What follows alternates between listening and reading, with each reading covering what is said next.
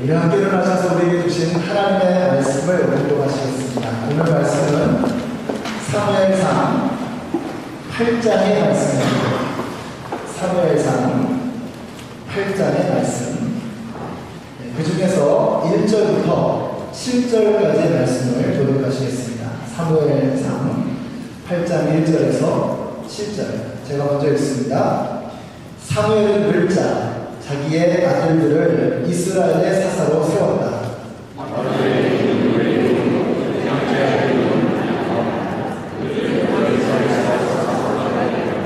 그러나 그 아들들은 아버지의 길을 따라 살지 않고 돈벌이에만 정신이 팔려 뇌물을 받고서 치우치게 재판을 하였다.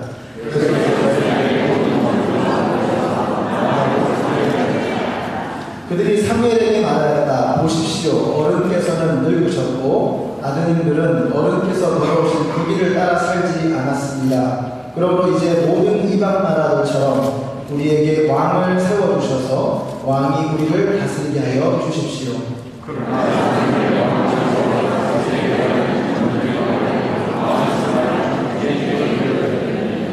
함께 읽습니다. 주님께서 사무엘에게 말씀하셨다. 백성이 너에게 한 말을 다 들어주어라. 그들이 너를 버리는 것이 아니라 나를 버려서 자기에게 왕이 되지 못하게 할 것이다. 아멘. 자, 오늘 사무엘상 8장의 말씀을 가지고 왕 앞에서 왕을 요구하다라는 제목으로 하나님 말씀 증거하겠습니다. 오늘 말씀은요, 이스라엘의 역사에 있어서 굉장히 중요한 장면입니다.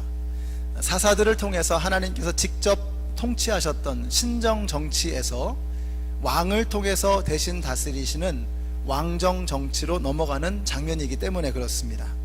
그래서 오늘 본문에 보시면 그렇게 되어져 갈 수밖에 없었던 두 가지 요인에 대해서 먼저 말씀합니다. 자, 첫째, 왜 그렇게 될 수밖에 없었는가? 1절에 보니까 사무엘이 늙자라고 했습니다. 사무엘이 나이가 많아서 늙으니 더 이상 이스라엘을 다스릴 수 없는 상황이 온 것입니다. 유대인들의 전승에 따르면 이 당시에 사무엘의 나이가 대략 52세였다고 합니다. 또 학자들 중에는 이때 약 한 70세 정도 되었을 것이다 라고 보는 분들도 있습니다. 아무튼 당시의 평균 수명이 50세를 넘지 못했다고 하니까 지금 사무엘의 나이가 적은 나이가 아니었고 결국 사사로서의 기능을 다할 수 없는 그런 어려운 시점이었다라고 하는 것을 짐작해 볼 수 있습니다. 사무엘이 늙었다. 저는 이 말씀을 일주일 내내 묵상을 하면서 이 사무엘이 늙었다라고 하는 이 말씀 보면서 세월이 참 빠르다 하는 생각을 하게 됩니다. 제가 미국에 와서 25살에 결혼을 했고요. 벌써 21년째가 되었습니다.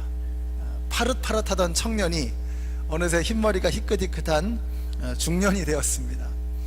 주름살 하나 없었던 팽팽한 피부의 우윳빛깔이었는데 이제는 뭐 주름도 많아지고 이렇게 점도 많이 생기고 얼굴이 푸석푸석합니다.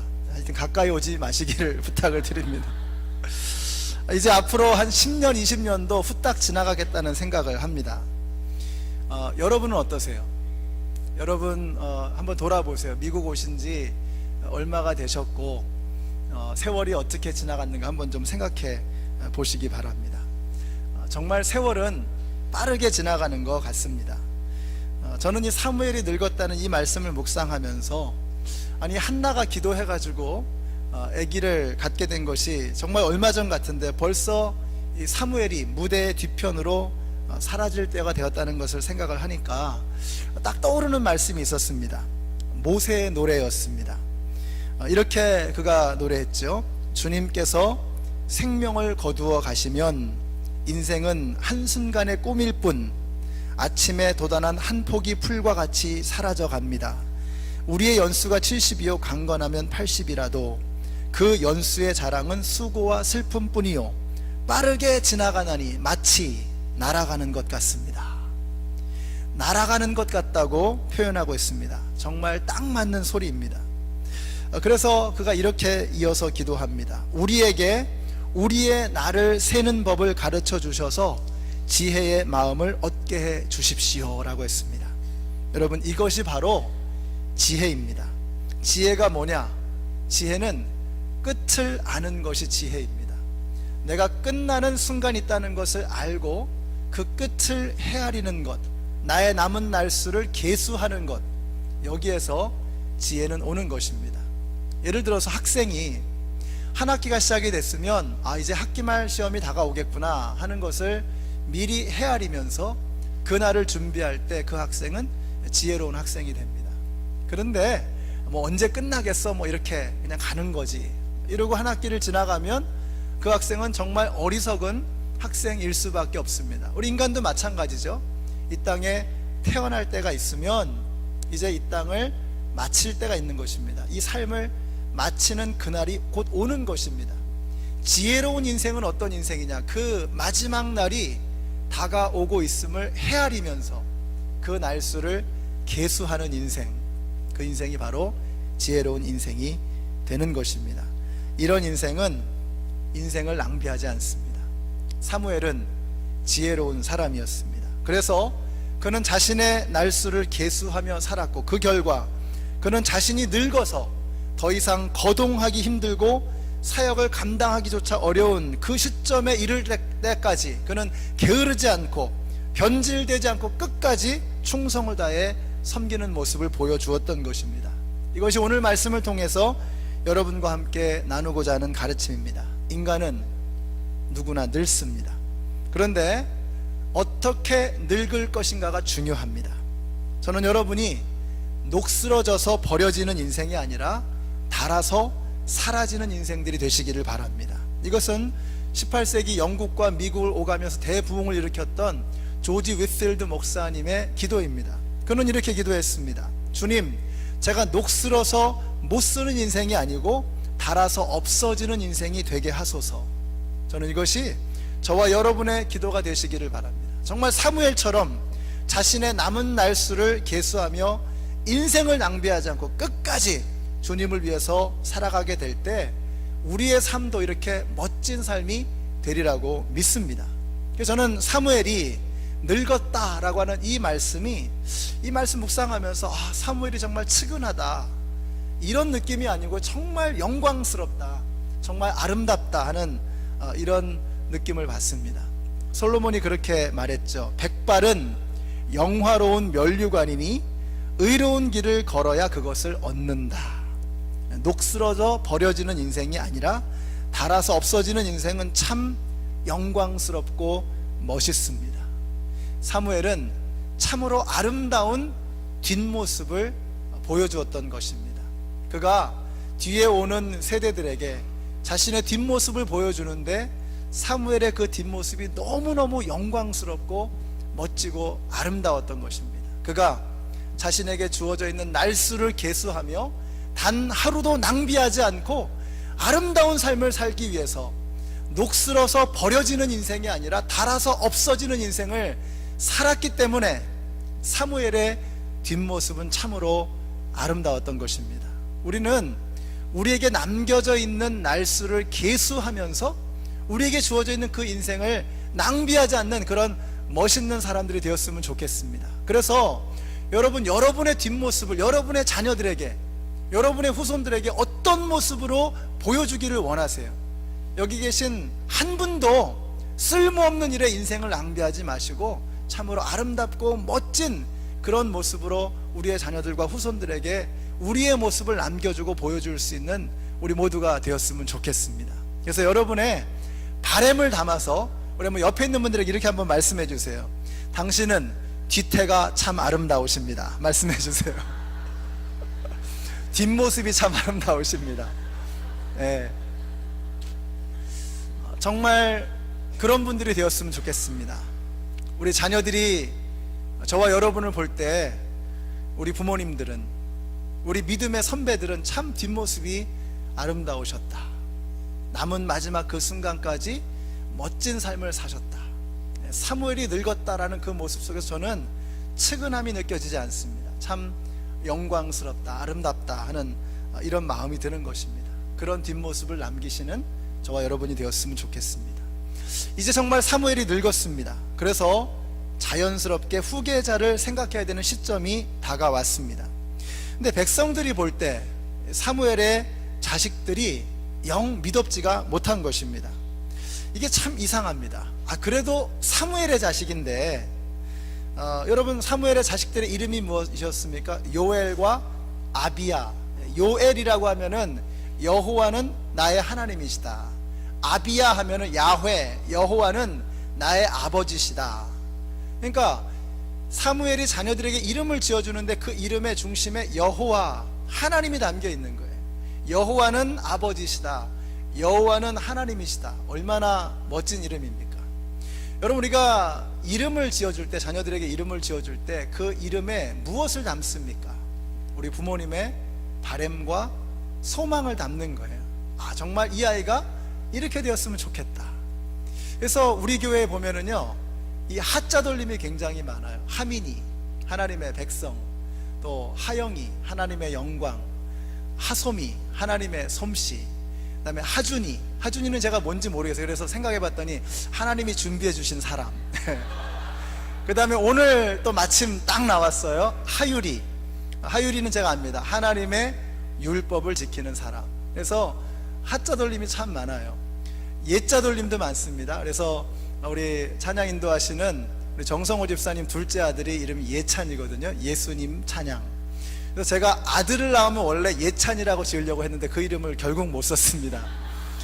대신에 딸 둘을 가졌는데 예슬이 예나, 예수님의 슬기, 예수님의 나라.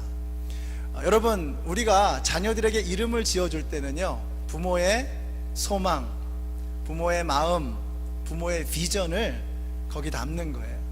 사무엘이 자녀의 이름을 지었는데 요엘, 아비야, 여호와는 아버지시다, 여호와는 하나님이시다. 참으로 멋진 이름을 지어 주었던 것입니다. 자, 그런데 그렇게 멋진 이름을 지어 주었음에도 불구하고 이 사람들이 어떻게 되었습니까? 참 자식 농사 마음대로 안 되는구나 하는 이런 생각이 듭니다.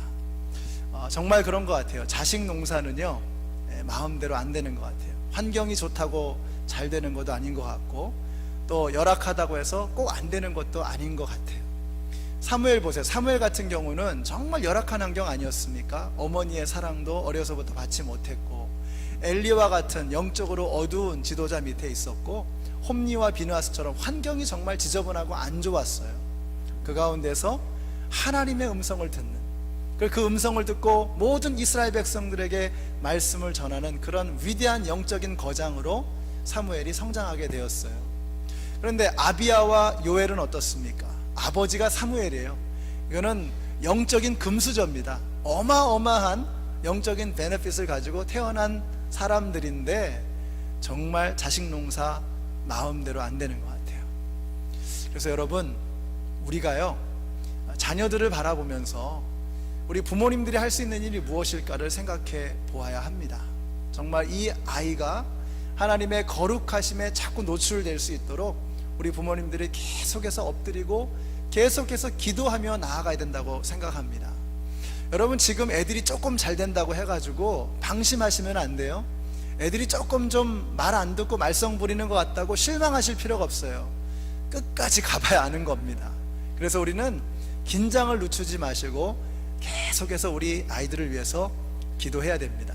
얼마 전에 우리 중고등부 부모님들이 이제 토요일날 우리 자녀들을 라이드를 주고 부모님들끼리 모여가지고 티타임도 가지면서 어떻게 하면 자녀들을 위해서 더 좋은 부모가 될 것인가 하는 것을 또 의논하고 책도 같이 보고 기도하는 그런 모임을 갖겠다는 이야기를 들었습니다.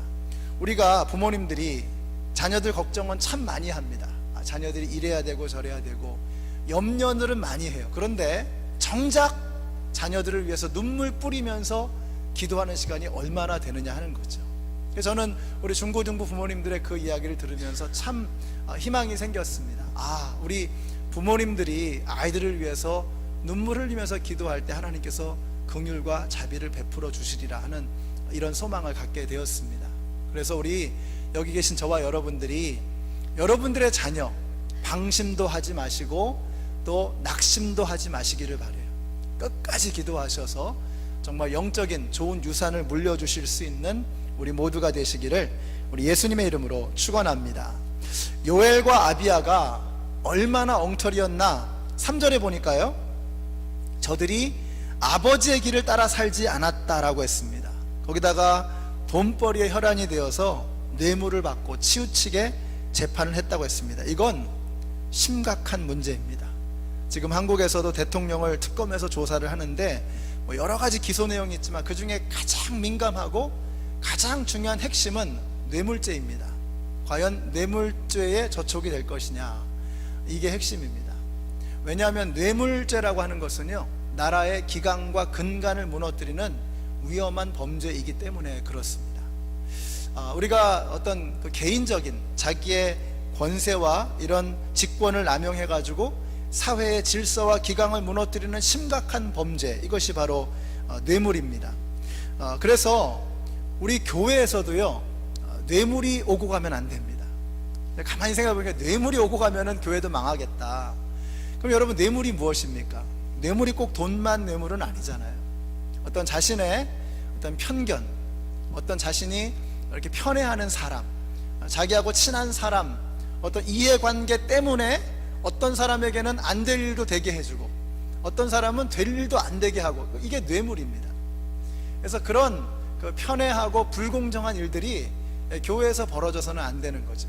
우리 얼마 전에 오셨던 니카라구아의 이상근 선교사님께서 선교지에서 그런 얘기 하시더라고요. 선교지에서는 안 되는 일도 없고 되는 일도 없습니다, 이렇게 얘기를 하시더라고요. 이게 무슨 말이냐, 하여튼 선교사님들이 선교지에서 뭘 하려고 그러면 법이 그냥 너무나 느리고 사회적인 어떤 법적인 체계가 다 망가져 있기 때문에 뭐가 되는 일이 없다는 거예요. 그런데 조금만 수단과 방법을 쓰면 안 되는 일도 없다는 거죠. 교회에서는요, 그런 일들이 벌어져서는 안 되는 것입니다. 여기가 선교지는 아니잖아요. 그러니까 여기서 그냥 될 일도 안 되고 안 될 일도 되고, 이런 일들은 우리가 피해야 되는 것입니다. 우리는 투명한 교회, 정직한 교회, 공평한 교회, 공정한 교회가 되어야 합니다. 그래서 뇌물을 척결하시고 뇌물을 없애버리고 공평과 공의와 정의가 강물처럼 흘러가시는 우리 연합장로교회가 되시기를 우리 예수님의 이름으로 축원합니다. 이렇게 사무엘은 늙고 그 아들들은 돈이나 밝히고 이러니까 조건이 무르익어가는 것입니다. 무슨 조건이냐, 왕을 세워야만 하는 그런 조건이 점점 무르익어가는 것입니다. 급기야 이스라엘 백성들이 왕을 요구하기에 이르릅니다. 5절 보세요. 어른께서는, 사무엘이죠, 늙으셨고 아드님들은 어른께서 걸어오신 그 길을 따라 살지 않습니다. 그러므로 이제 모든 이방 나라들처럼, 저는 이 대목에서 하나님이 굉장히 자존심이 상하셨을 것 같아요. 아니, 하나님 나라의 백성들인데 그 하나님 나라의 백성들이 모든 이방 나라들처럼 그렇게 되기를 원하는 그들의 목소리를 들으시면서 하나님께서 얼마나 불편하셨을까. 우리가 교회에서도 그러거든요. 다들 그렇게 합니다. 세상에서도 다들 그렇게 합니다. 이게 그 똑같은 말입니다. 세상 나라는 그래도, 이방 나라는 그래도, 다들 그래도 우리는 그러면 안 되는 거 아니에요. 우리 예수님 믿는 사람들이, 하나님의 백성들이 세상 사람들과 다른 그런 모습을 좀 보여주는 우리 교회가 되었으면 좋겠습니다. 자, 이렇게 얘기를 합니다. 우리에게 왕을 세워주셔서, 이게 바로 왕 앞에서 왕을 요구하는 적반하장의 모습을 보여주는 것입니다. 왕을 세워주셔서 왕이 우리를 다스리게 하여 주십시오. 아니, 지금 왕 대신 하나님께서 이미 그렇게 하고 있는데, 저들이 바로왕 앞에서 그렇게 착취를 당하고 그렇게 비인간적인 대접을 당하면서 노예 생활을 했는데, 그래서 그런 폭압으로부터 구해주시기 위해서 40년 동안 광야 생활하고 여기까지 오게 하셨는데, 그런 왕, 하나님, 왕 대신 하나님 앞에서 또 다른 왕을 달라고 저들이 이야기하고 있는 것입니다. 이때 사무엘의 심정이 어떠했느냐, 6절 보세요. 그러나 사무엘은 왕을 세워 다스리게 해달라는 장로들의 말에 마음이 상하여 주님께 기도를 드렸더니 라고 했습니다. 여기서 우리는 주님의 일을 하면서 겪게 되는 일들을 어떻게 처리해야 되느냐 하는 것을 배우게 됩니다. 사무엘이 마음이 상했습니다. 여기 상했다라고 하는 말은 라아라는 말을 쓰는 라아. 이 라아라고 하는 단어가 중요한데 이게 무슨 뜻이냐? 산산조각 부서졌다는 뜻입니다. 무슨 말이에요? 지금 사무엘의 마음이 이스라엘 백성들의 장로들의 말을 듣고 산산조각으로 부서졌다는 거예요. 근데 저는 이 말씀을 들으면서 왜 그렇게 위로가 되는지, 사무엘과 같은 영적인 거장도 상처받을 일이 생기는구나.